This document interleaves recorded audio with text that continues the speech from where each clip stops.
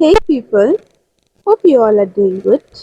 Welcome back to my channel Initial Solution. In this video, I will show you how to fix recently deleted not showing using Instagram. So first go for your profile. Now click on your three line option. Go for your activity. Now you can see this is your option which is recently deleted. Click on it and you can see all of your deleted item here, your stories or your post, reels, anything here.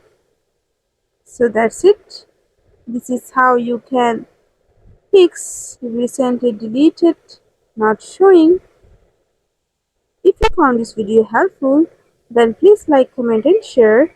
Subscribe to our channel and don't forget to hit the bell icon for more videos. Thank you. This video is sponsored by Zerosoft. Zerosoft offers graphic design, UI UX design, digital marketing, and web development. Elevate your brand with Zerosoft today. For more details, check the description box.